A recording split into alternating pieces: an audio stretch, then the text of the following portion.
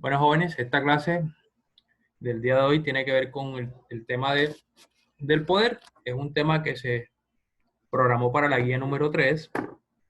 Tiene una actividad específica, pero yo quiero en esta tarde de hoy, en estos 40 minutos que tenemos programados, explicar algunas teorías sobre el poder para poder entender incluso fenómenos como los que están pasando en Colombia actualmente con el proceso de paz o el fenómeno más reciente que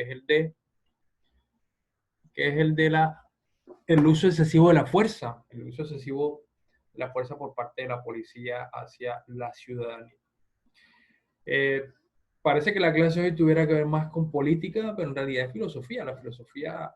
Ah, la política es una parte bien fundamental de la filosofía. Incluso hay una rama que se llama filosofía política.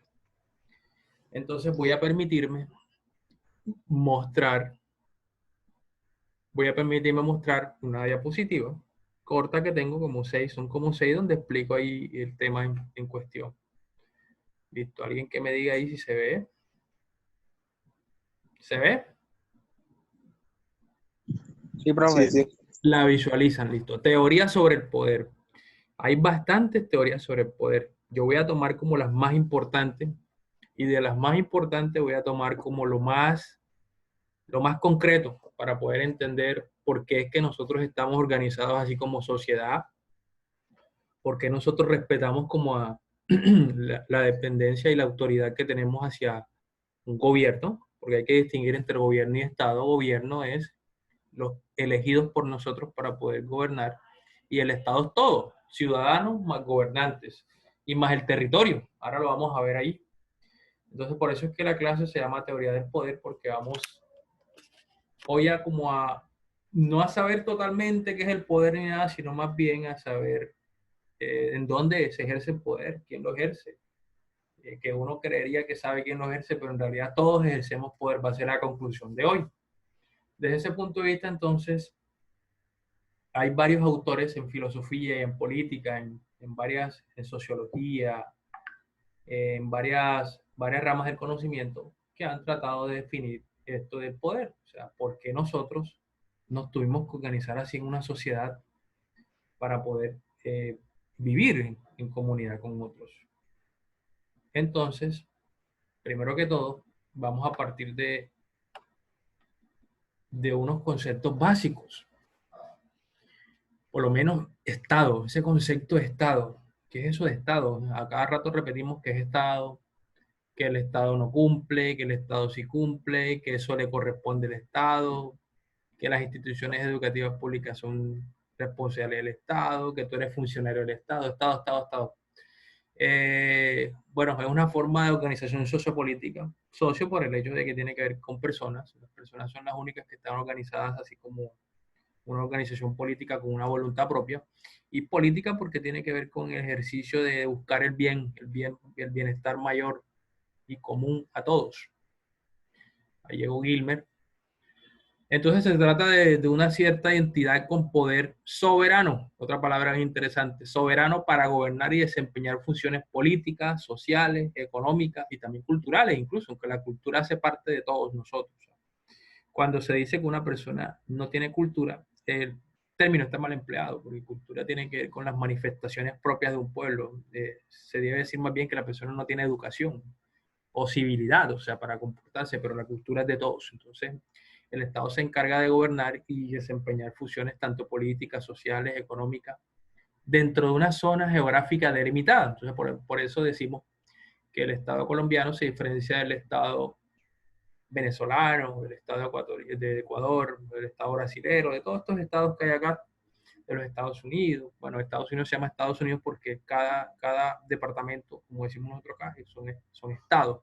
Pero estamos hablando más que todo del Estado como una nación, como un país. La nación es otro término también, pero el Estado quiere decir una organización política que tiene unas funciones específicas. Esta delimitación geográfica implica también otros elementos que tiene. La población, o sea, las personas, el territorio, el lugar donde estamos todos ahí como organizados en viviendas, departamentos, ciudades, y el poder, que es el que quiero tomar. Entonces, de entrada estamos viendo que el poder pertenece a esas relaciones que hay entre la población, el territorio quienes gobiernan y gobernados, ¿ya? Ahora, autoridad. Vamos a ver qué es autoridad. Autoridad es una facultad o potestad que se tiene para gobernar o ejercer mando hacia otros, hacia otros. Se asocia con el poder del Estado casi siempre, pero también podemos hablar de, miércoles, ese padre de familia no tiene autoridad en esa casa. O, bueno, un ejemplo ahí machista que anda por ahí, que mierda, la mujer tiene más autoridad que él porque lo gobierna. Es un ejemplo que estoy dando, no quiere decir que sea así. O usted no tiene autoridad. Listo, entonces estamos hablando de que la autoridad es una facultad potestad que se tiene para gobernar, para ejercer mando. La autoridad es asociada entonces al Estado y esta autoridad se rige por leyes y normas según las cuales está dotado de poder para ejercer la autoridad. Por ejemplo, listo. Ustedes saben muy bien, como está al final de esta diapositiva que estoy mostrando acá, que el Estado está dividido entre ramas. Son las ramas que propuso Montesquieu por allá en el 1600, en 1700, 1600, 1700. Bueno, en el siglo XVII, que son las principales teorías del poder, las originarias son del siglo XVII, con Hobbes, Locke, Rousseau, toda esta gente.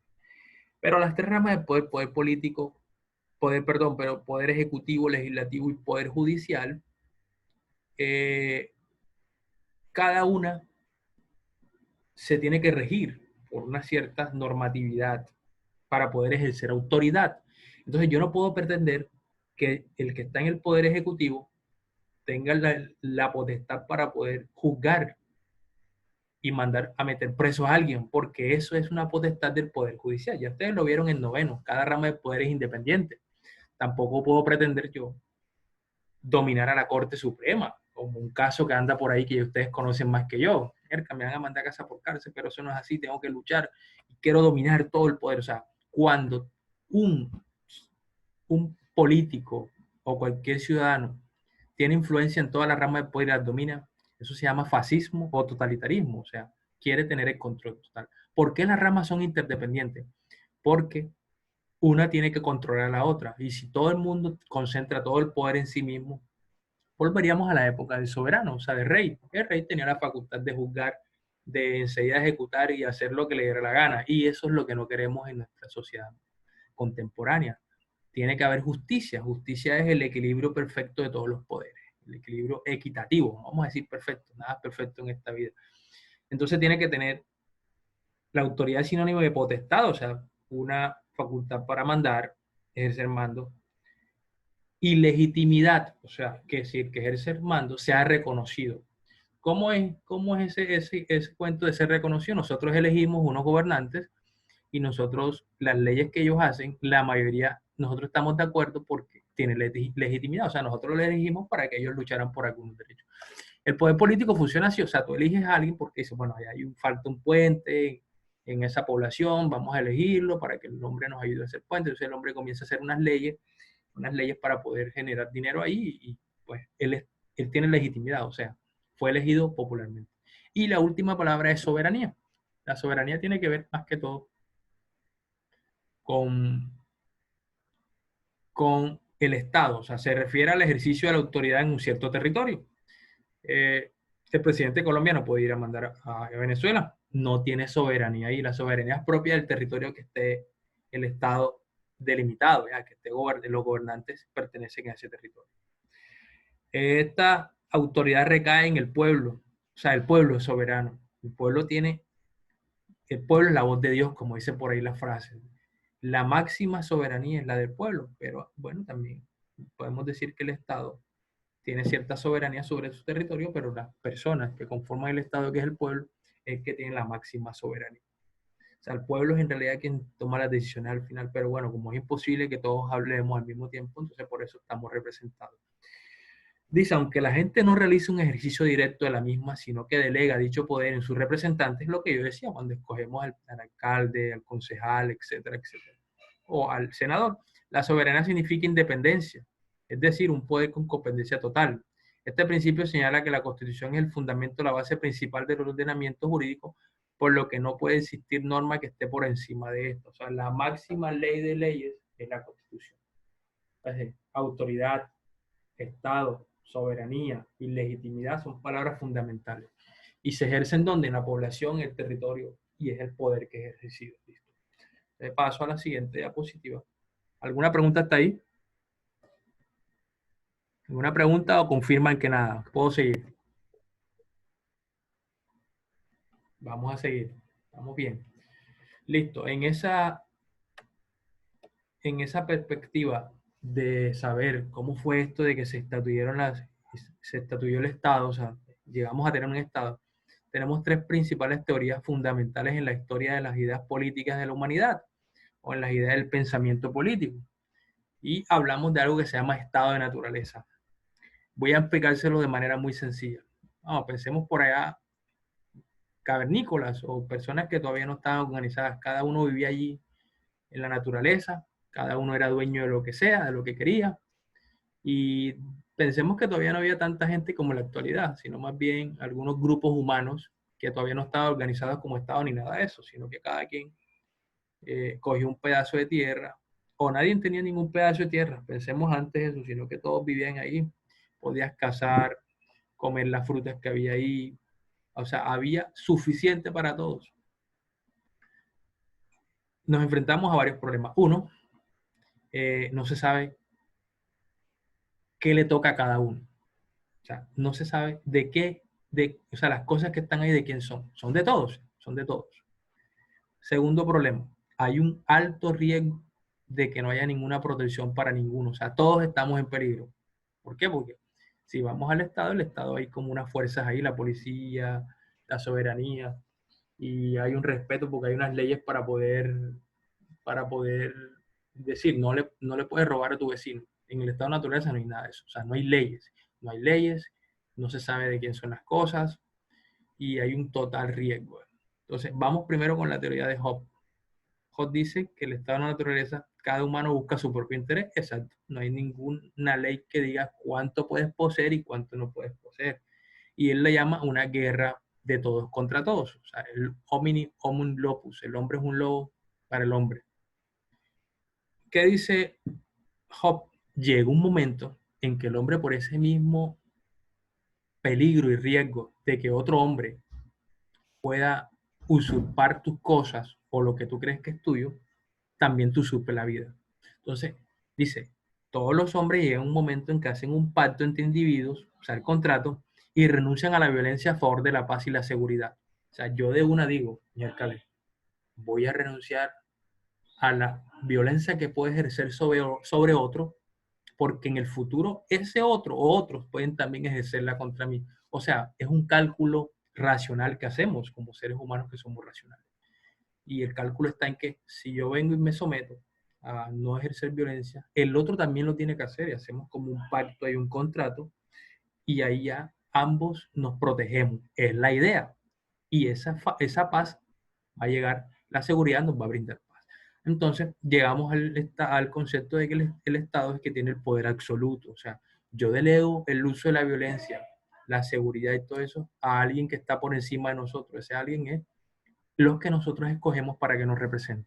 Llega Locke y dice que tiene una cierta cercanía con Hobbes. Dice que el derecho en el estado de naturaleza, lo que prima es el derecho de la conservación de la vida y su defensa. O sea, todos estamos pendientes de que no nos vayan a quitar la vida. Y por eso también nuestras acciones están encaminadas en quitarle la vida a otro porque me la va a quitar a mí. Entonces ahí está en peligro la libertad y la propiedad, aunque tengamos en el preciso momento en que alguien dijo, cercó un pedazo de tierra y dijo, esto es mío, y ahí comienza la propiedad privada. Y comienza también la idea de que cómo vas a defender tu propiedad privada. La conclusión es que se defiende porque hay un estado donde se estipulan leyes y dicen qué es lo tuyo, qué es lo del otro, cómo el otro no te puede robar lo que es tuyo, y cómo tú lo que trabajas, entonces es tuyo porque lo trabajaste. O sea, la productividad que tú ejerces sobre esa cosa y la transformación que haces sobre lo que trabajas hace que sea tuyo. O sea, tu propiedad. O sea, propiedad significa de él, o sea, de la persona que la trabaja. Entonces, como Locke dice que hay peligro de la libertad y la propiedad, entonces o sea, aquí está mostrando que se establece un contrato. El contrato es precisamente para conservar esa libertad que teníamos también en el estado de naturaleza. En el estado de naturaleza tenemos libertad, pero la libertad estaba amenazada por la violencia. Entonces, renunciamos al uso de la fuerza, hacemos un contrato entre individuos y entre el Estado, o sea, entre las personas que escogemos para poder gobernar. Y entonces el Estado, ¿qué es? El poder del Estado se deriva del pueblo, o sea, todos nosotros elegimos a los que gobiernan. Y el Estado debe asegurar paz y seguridad. El poder es limitado, o sea, no puede tampoco tener un poder absoluto. ¿Por qué? Porque entraríamos a un fascismo, a un autoritarismo o a un totalitarismo. ¿Qué es un totalitarismo? Donde la vida de las personas son dominadas por los que gobiernan. Ejemplo, la Unión Soviética en su tiempo, Alemania con el nazismo, etc. Y llegamos a Rousseau, que dice que los hombres son buenos y compasivos, libres iguales en el estado de naturaleza. La sociedad es la que genera las desigualdades e injusticias. Claro, cuando cada quien comienza a decir que esto es tuyo, hay unos que tienen más que otros, que se va generando la desigualdad. Entonces, ese que tiene menos que otro comienza como a sentir la necesidad de poder querer tener más y poder robar, poder matar, lo que sea. Entonces, ¿qué es el contrato para Rousseau? Es un compromiso libre entre individuos. Tiene que ser libre porque cada quien, con su voluntad, que es una palabra que estaba atrás, es que se somete a ser gobernados por otro. Pero si yo me someto a ser gobernado por otro, no es gratis. Tiene que ser porque me van a garantizar seguridad, me van a garantizar que yo pueda tener propiedad, que tenga libertad, que ejerza mis derechos. A las dos principales funciones del Estado es la protección de las libertades y los derechos. Ahí está todo claro. Entonces, el compromiso que se establece en el contrato, dice Rousseau, es la libertad de individuos de someterse a las leyes y estas leyes expresan la voluntad general, o sea, de todos los que no. Cuando yo me reúno con otros para hacer un contrato, para protegernos entre sí, ese contrato es una expresión de la voluntad de todos. Y eso también se le llama lo que decíamos atrás, soberanía popular o democracia directa. Listo. Vamos a continuar las tres principales teorías que explican cómo fue que nosotros llegamos a formar un Estado. Éramos personas ahí que estábamos en la ley del monte, ahí cada quien hacía lo que le daba la gana, cada quien podía consumir, pero llega un momento en que los recursos se van agotando y hay que controlarlos, hay que organizar el Estado para poder sembrar, para poder organizar cada quien que le toca, poder legalizar los terrenos de la gente, etcétera, etcétera. Imagínense si no existiera nada de eso, estuviéramos en desorden, según estos autores. Bueno, traigo a colación tres principales teorías. ¿Alguien me puede decir qué hora es ahí? Para ver cuánto nos queda de tiempo. 2:25. Listo, entonces se acaba a las 2:40. O sea, nos quedan 20 minutos chévere ahí para poder. Yo explico las tres teorías que vienen y después ustedes me pueden hablar del documento. Ojalá que opinen porque es importante. Sobre todo vamos a ver si hablamos un poquito del uso de la fuerza por la parte de la policía, porque como vieron en las tres teorías de cómo se formó el Estado, cómo se formó una sociedad política, eh, los ciudadanos entregamos el uso de la fuerza, de la violencia al Estado. Y entonces el Estado crea una fuerza especial, en este caso se llama policía. Ojo, el ejército es diferente a la policía. La policía es una fuerza pública. En cambio, el ejército no. El ejército es para unas funciones especiales de guerra. En cambio, la policía sí tiene una función específicamente pública, o sea, para defender a la ciudadanía, protegerla. Parece que es todo lo contrario. La primera teoría es la de Max Weber. Max Weber dice, ya vamos a hablar propiamente de poder. Entonces, cuando hablamos o pensamos en poder, nos ubicamos en el Estado, sí, podemos ubicar en el Estado. Hay muchas clases de poder. Incluso el último autor que van a ver, que se llama Foucault, llega a hablar incluso el poder del amor, de las relaciones en el amor. Siempre hay uno que domina al otro. Eso también es poder. Pero parece que el poder se ha reducido solamente a lo político. En este caso estoy hablando de lo político, pero también voy a hablar un poco de Foucault al final. La teoría de Max Weber, ¿qué nos dice? Por poder se entiende cada oportunidad o posibilidad existente en una relación social que permita a un individuo cumplir su propia voluntad. Miren la palabra voluntad. O sea, si miramos las tres teorías anteriores, que cada ciudadano o cada individuo se sometió a la voluntad de todos, o sea, la voluntad general para poder con ellos tener protección, seguridad y poder progresar, evolucionar sin que nadie le quitara sus cosas. Quiere decir entonces que él estableció una relación con los demás para poder cumplir su voluntad. O sea, ¿cuál es su voluntad? Y la voluntad de la mayoría, la voluntad de poder tener seguridad, paz, su propiedad, etc. Entonces, siendo puramente estructural, o sea, el poder, su concepto involucra tanto las características de constricción como las de facilitación. O sea, constricción significa que nos prohíbe, lo que nos prohíbe, constricción, y lo que nos facilita, o sea, lo que nos permite. Por eso es que cuando se habla de leyes, se habla de esas dos caras de la moneda, lo que está permitido y lo que no está permitido. ¿Listo? Para Weber, la sociedad moderna está amenazada por el fenómeno creciente de la concentración del poder dentro de las instituciones. Claro, cuando unas instituciones concentran demasiado poder, se ven los abusos. Disculpen que le repita mucho este ejemplo. Parece ser que las fuerzas militares, las fuerzas policiales están concentrando demasiado poder.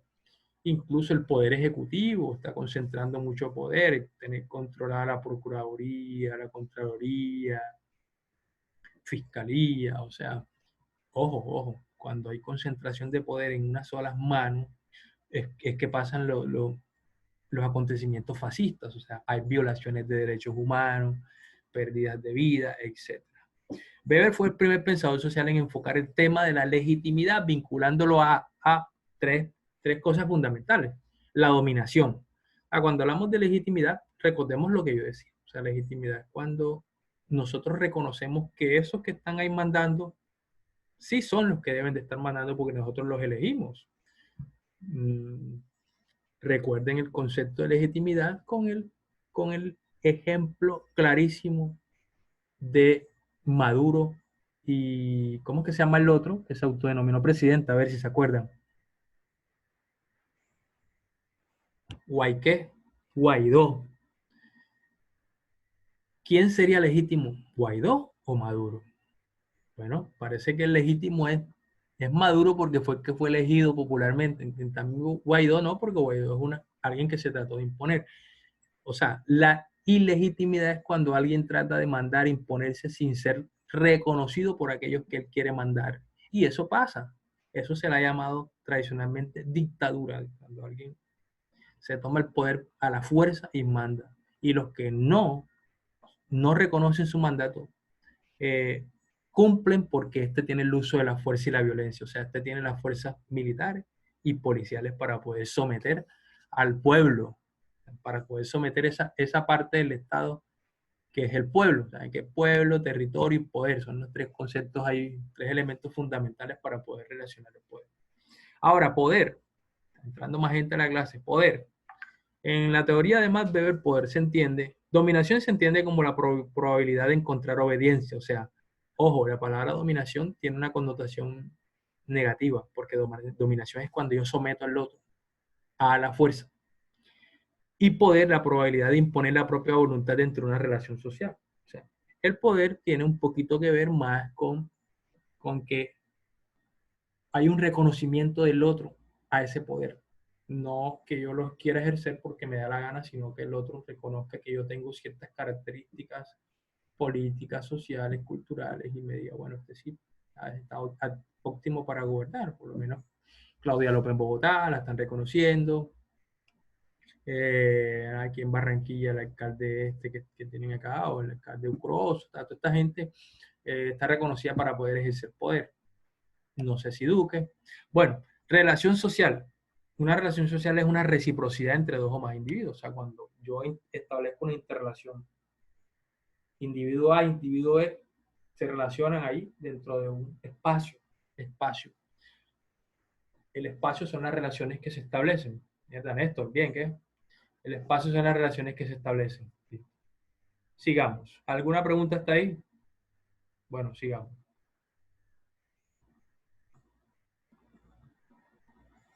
La teoría de Habermas. Bien. Habermas se concentra en el problema de la legitimidad. Estamos hablando aquí de relaciones, de escogencia de líderes, de gobernantes. Entonces, Habermas se concentra en el tema de la legitimidad. Entiende por legitimidad el hecho del merecimiento de reconocimiento por parte de un orden político. O sea, los que gobiernan deben ser necesariamente legítimos. Legítimo es que se cumplan todos los procesos transparentes para poder decir que ese representante sí fue elegido y nos representa. Por eso es que ustedes escuchan la palabra, no me siento representado. O sea, cuando alguien dice, no me siento representado por eso, hay un senador por ahí que se llama Ike Manguito. Manguito lo escogieron los emboladores, los vendedores ambulantes por allá en Cundinamarca, Bogotá, y viene Manguito y vota todas las iniciativas que vota de leyes, va en contra del pueblo. O sea, ya es ilegítimo. La gente dice, no, ya se no. O sea, cometimos el error de elegirlo. Los congresistas que elegimos, nosotros creíamos en el acuerdo de paz, queríamos que Colombia entrara en la fase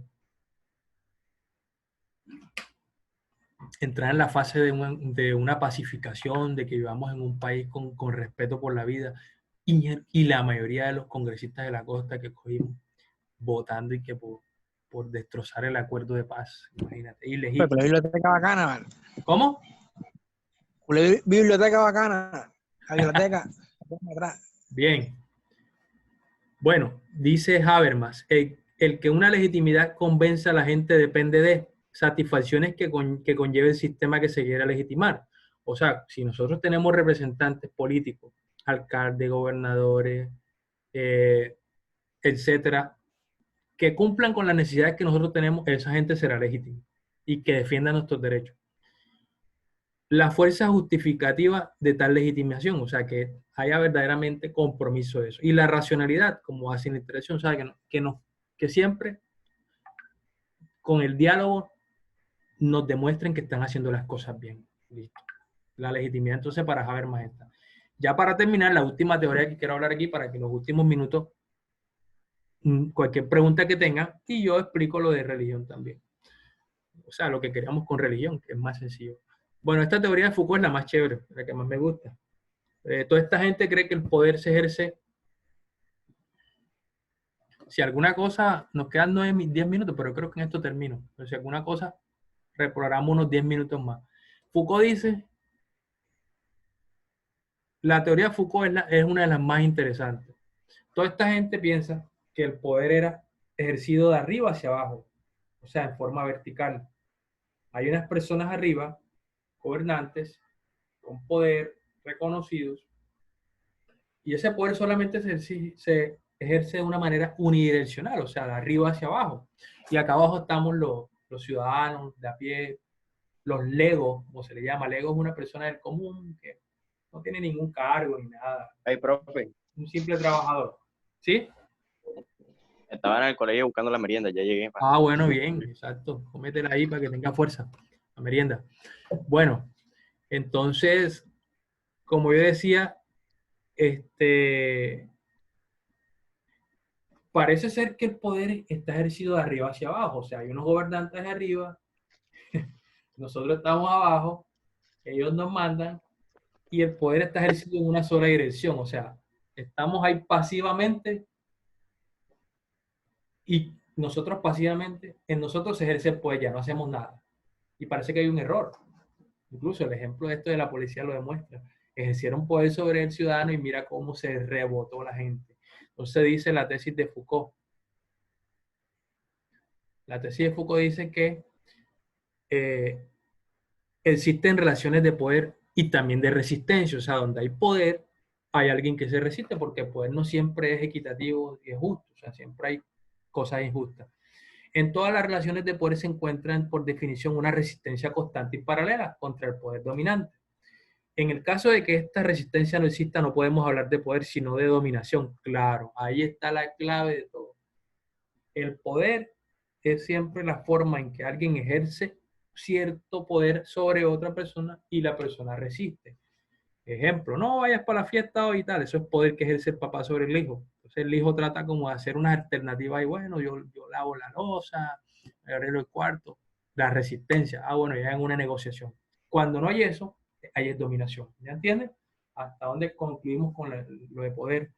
Entonces, en la concepción de este autor, no hay una relación de exterioridad al poder, es decir, que esta atraviesa todas las relaciones y es un fenómeno inherente del ser humano. O sea, el poder no es solamente de arriba hacia abajo, está por todas las direcciones. Cuando la novia le dice al novio, cuando la novia tóxica le dice al novio que no puede ir a una fiesta, poder. Cuando el hermano mayor trata de ejercer poder sobre su hermano menor, poder. O sea, el poder está en todas las relaciones que nosotros ejercemos con los otros. A veces no ejercemos una relación de poder, sino que más bien de amistad y eso, pero a veces hasta el amigo le exige al otro amigo, entonces también hay poder. Y cuando hay una contrariedad de esto, o sea, una resistencia, eso, ahí sí hay poder. Si no hay resistencia, hay dominación. O sea, el otro se deja pasivamente aplicar todo el poder, lo domina. Entonces pueden darse cuenta entonces cómo los regímenes actuales, las dictaduras, hay una dominación. Y lo último que Buen dice, provecho, Pereira. bueno, lo último que dice Foucault es que puede hablarse de diferentes estrategias de poder. Eh, la represión y la negatividad. O sea, hay muchas estrategias de poder. La propaganda, la información, la manipulación, etc. Listo. Esto era lo último que quería decirles. Y ahora quiero mostrarles otra cosa. Ya para terminar estos últimos minuticos. Pereira, tú sabes que no se puede comer cuando uno está en clase, ¿no? El profe estaba peleando con la mujer y la mujer le tiró la biblioteca en la cara y se la dejó pintar. No, porque es Profe, una imagen. Ese es un el vacile ahí. celular tampoco se puede usar en clase. Entonces me tengo que desconectar. Bueno, la guía de filosofía. La guía de filosofía para en estos últimos minuticos. Es una guía que ahí la están viendo, ¿verdad? Pereira, ¿se ve la guía? Hey. La Sí, guía de sí. filosofía tiene una indagación. Se habla de unos temas, una conceptualización, incluso desde la antigüedad, qué es poder, qué es felicidad, etc. Yo quería, son varios conceptos, pero quería hablar del concepto de poder porque nosotros siempre estamos en relaciones políticas. O sea, apenas que nosotros nacemos y estamos en una sociedad, eso son relaciones políticas. Bien. Pereira, esta clase está siendo grabada y la voy a compartir. Así que, por favor. Pero yo estoy prestando atención. Bueno, mira, para pedir a los demás. Actividad uno. Usted asumiendo el concepto o el pensamiento crítico, responder qué significa básicamente esas tres preguntas o problemas contemporáneos, la libertad, la felicidad y el problema del poder. A los que no hayan hecho ahora, tienen la oportunidad de poder Adelante, complementar un patea. poco más y enviar la actividad. Eran dos actividades, ¿no? Esa y hay unas preguntas también, según distintos autores, qué significaba, por lo menos, qué significaba tiranía en el lenguaje para Wittgenstein. Y la otra era de aplicación. Teniendo en cuenta lo analizado con los problemas contemporáneos, la libertad, la felicidad, el problema, pues elabore en una cuartilla, o sea, en una hojita, un artículo. Tú ibas a como a explicar, eh, escogiendo un tema de interés personal, preferiblemente el concepto municipal. Imagínate. Los que no han hecho eso pueden escoger el ejercicio de la extrema fuerza, imagínate, de la policía hacia el amigo Ordóñez. Listo, esto era. Ahora, para que no se me escape, religión era más sencilla. Religión estábamos hablando un poquito, era de reino de Dios. Y como el reino de Dios puede ser tomado incluso como una guía, un ejemplo para nuestra vida y para nuestro. Entonces había hay dos actividades. Profe, ¿hasta cuándo hay plazo? 25 de septiembre. Ah, ojo, hay plazo para los que deben todavía guía 1 y guía 2, que hay unos por ahí, hasta el 15. Y la guía 3, 25 de septiembre. Ojo, O sea, la usted tarea de puso religión es tres, la característica del reino de Dios. El mínimo una profe, página identificar las diferentes características. ¿Cómo? usted puso tres guías para este periodo. No. La guía 1, primer periodo, y guía 2, segundo periodo de los que la deben aún. Ah, Hay ya una entendí, gente que entendí. debe por ahí. Pero los que deben son los que tienen problemas de. La profesora Gloria lo explicó, tienen problemas de conectividad. Bueno, lo primero era una reflexión, perdón, unas características. Y lo segundo en religión era una reflexión escrita, donde debe realizar en mínimo 2 páginas las comparaciones entre el reino de Dios y los gobiernos de la tierra. Ya, ahí está. Incluso puedes tomar los gobiernos que tú quieras. Ya. Les va a servir un poquito la clase porque estamos hablando de Estado, de gobierno, de jerarquía, Profe, de dominación y eso, listo. ¿Preguntas? una pregunta. Sí, profe. O sea, de lo que usted habló ahorita, de lo de los policías y eso.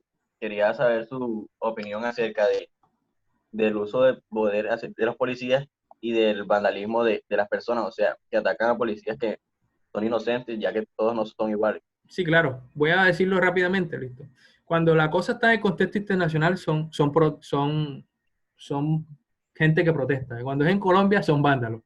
Las formas de revoluciones sociales siempre se dan así con violencia. Claro, no está justificada la destrucción de los bienes públicos, pero a veces las transformaciones de los estados son así con violencia. Dos, hay un exceso de fuerza, pero ahora lo quieren enmascarar porque fueron personas individuales. No, ahí es la policía, ellos representan a la policía. Y no estoy de acuerdo con ninguna de las dos cosas. Claro, las cosas se pueden arreglar, pero Colombia tiene que estructurar esa institución que tiene muy malas experiencias y corrupción. Listo, ya. Jóvenes, se está acabando la clase, ¿qué hacemos? ¿Dejamos ahí o qué? Está bien, Profe, ya todo está bien. repita que a mí se me fue el internet y no Ya, escuché ni no, la... yo la grabé, la voy a pasar, ¿oíste? Ah, bueno. Listo, ahí están Bueno, los asistentes. Llegamos al casi me final. creo Les la biblioteca. agradezco haber entrado y la voy a grabar. Ya está grabada y la voy a pasar, ¿oyeron? Gracias ¿Por dónde? por ¿Por su dónde la vas a pasar? asistencia, ¿oyeron? Dale, ¿Dónde la vas a profe, pasar, profe? dale. Listo, cualquier pregunta por el chat del grupo, ¿oyeron? ¿Por dónde la vas a pasar? No, por el chat, por el WhatsApp.